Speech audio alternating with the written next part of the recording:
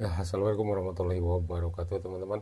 Oke, ini ada Malaysia yang dulu gembar-gembor mau melawan peserta Piala Dunia katanya yaitu Iran.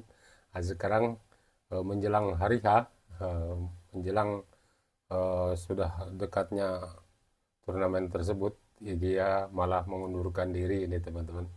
Sangat lucu sekali ya, padahal dulu pernah ditawari Indonesia, tapi dia tidak mau, katanya itu tidak selevel dengan mereka. Memang kita itu bukan satu level ya lagi ya. Mereka karena Malaysia itu kan udah di bawah ya, sementara Indonesia sudah naik di peringkat 118 dunia ya, sementara mereka masih di 132 kalau nggak salah ya.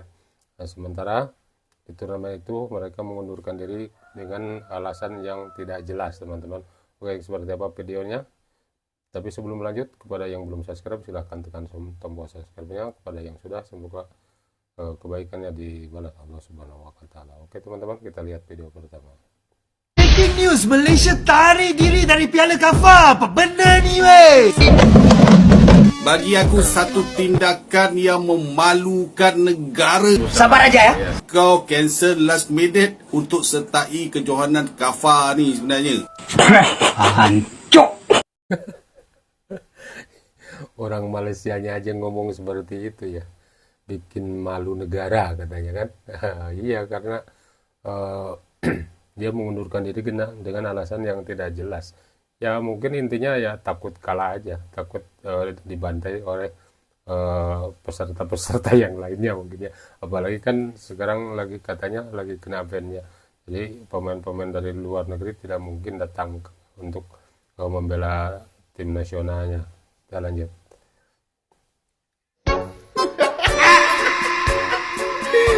Udah keluar-keluar ikut Kafah Cup. Akhirnya sebelum bertanding malah suren duluan. Dek. Padahal netizennya udah gembar-gembor banget nih, ingin melawan peserta Piala Dunia yaitu Iran ya guys. Tapi turnamennya belum dimulai, ini adek satu ini malah suren duluan. Ini memang ngerepotin yang bikin turnamen. Padahal turnamennya sebentar lagi guys. Akhirnya Kafah Cup ingin mencari lagi peserta ya. Ini mereka nggak mau kalah lawan Iran, takut dibully kayaknya. Kemarin katanya turnamen ini lebih bergengsi, lebih hebat. Ketemu langganan Piala Dunia, udah diundang, malah gak mau main. Kan udah dibilang ini turnamen hanya sekelas Piala AFF. Tapi kemarin Jangan dulu gembar-gembor ya, kalau misalnya belum apa-apa udah sombong duluan gitu. Makanya sabar dulu, jangan sombong dulu. Akhirnya kan malu kalau sudah begini ya. Dunia sepak bola Asia dikejutkan dengan kabar mengejutkan. Timnas Malaysia disanksi oleh FIFA dan AFC hingga tahun 2027. Sanksi berat ini diduga terkait dengan dugaan administratif dan regulasi naturalisasi pemain yang dilakukan oleh Federasi Malaysia atau bisa disebut naturalisasi ilegal. Tentunya pemain generasi emas Malaysia yang sedang naik daun terancam pupus. Federasi Malaysia kini dalam tekanan besar untuk mengajukan banding atau klarifikasi. Jika sanksi tak dicabut, Malaysia akan absen dari kompetisi internasional penting selama 2 tahun ke depan, termasuk peluang menuju Piala Dunia 2026. Berita ini masih terus berkembang ya, menunggu informasi dari FIFA dan AFC Kalau bisa dan jadi federasi ban lainnya. selama 2 tahun berarti mereka tidak bisa mengikuti kualifikasi Piala Asia ya. Kalau misalnya memang sanksi ini benar, kalau misalnya FIFA dan AFC Malaysia Defense itu otomatis setiap pertandingan internasional mereka tidak ikut berarti ya. Berarti mereka nanti akan gagal untuk mengikuti Piala Asia, kualifikasi Piala Asia ya. Kita lanjut. Coach, bukannya Malaysia itu lagi di ban oleh FIFA ya, kan? Sampai 2027 timnas kan? senior, ya. Seniornya. Ya. Oh. Timnasnya ini kan event ini kan nggak diakui FIFA. Oh. Makanya bisa bermain. Oke. Karena biasa kalau dia nge-ban kan seluruh kan. Seluruh. Kayak dulu kita pernah di-ban karena kasus Iya, ya itu. Iya. Oke, gue kan lagi di Kuala Lumpur kemarin. Wih, di-ban. Iya, sampai 2027. Kasusnya apa? Ilegal naturalisasi. Ya, jadi ada 5 pemain yang main di Brazil, Aha. diambil seolah-olah mereka mengklaim ada nenek moyangnya, Iya. keturunan Malaysia. Oke. Tapi Malaysia bikin kan malu. simpel kalau gituan. Malaysia bisa buktikan nggak secara apa namanya Silsilah aja ya. administrasinya. Ya. Kalau mereka bisa buktikan, tinggal mereka protes, kok nggak Oke. boleh? Oke. Kan gitu aja. Dan kayaknya mereka akan banding. Gue kan lagi di Kuala Lumpur tuh. Komennya lucu coach. Itu gara-gara mereka tuh panas ngelihat Indonesia naik Betul. kelas jauh dengan naturalisasi. Iya, betul. Cuman kalau kita kan jelas dari administrasi negara, Ya. dari aturan FIFA kita udah jelas. Ya. Paling jauh generasi ketiga, kedua sama pemainnya sendiri kan. Jadi orang tuanya atau kakek neneknya, Oke. itu kan udah jelas. Misal kalau ada kakek neneknya lahir di Indonesia, Ya. itu kan bisa dibuktikan dengan akte kelahiran. Iya. Yo, Malaysia aneh ya, orang tidak punya silsilah, tidak pernah tinggal lama di Malaysia selama 5 tahun secara berturut-turut atau 10 tahun tidak berturut-turut. Ini main comot aja, main naturalisasi aja. Jadi, apa jangan-jangan orang yang lagi melancong di Malaysia, asal itu dia pemain aja, dia langsung naturalisasi aja. Makanya kalau masalah urusan naturalisasi, belajar sama Indonesia. Jangan main comot-comot aja, akhirnya kena fans. Makan tuh. Fans timnas sebagian tidak setuju pemain naturalisasi main di liganya.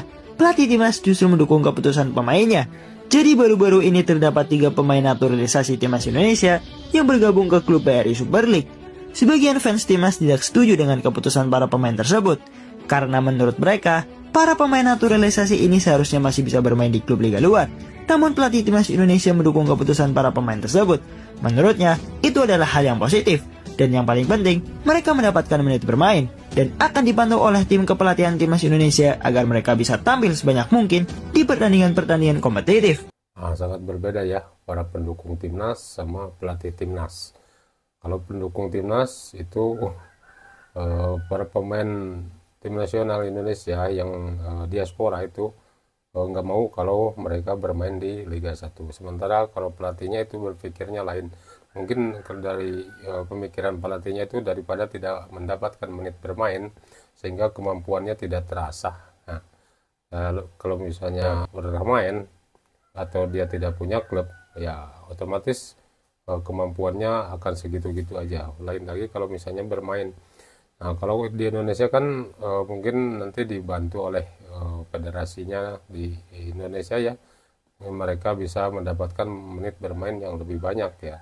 Itu alasan pelatih timnas Indonesia mengizinkan para pemain Indonesia, para pemain diaspora Indonesia bisa bermain di Indonesia. Itu mungkin alasannya si Patrick Kluivert itu ya.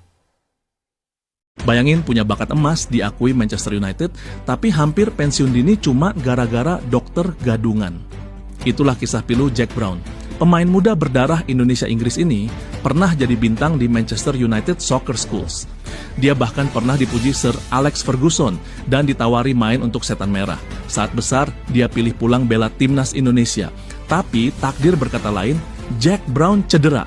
Yang bikin miris, dokter timnas saat itu ternyata palsu. Dokter gadungan itu bilang cederanya ringan.